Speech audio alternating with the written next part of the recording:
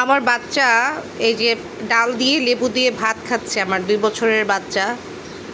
এই দৃশ্যটা আমার জন্য অনেক টাচিং একটা মুহূর্ত হয়ে গিয়েছে।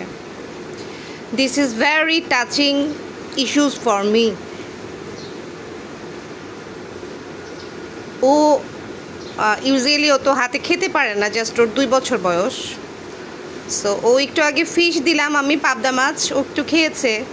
বাট ওর এই ডাল দিয়ে ভাত খাওয়াটা আমার কেন যেন আমাকে খুব টানছে।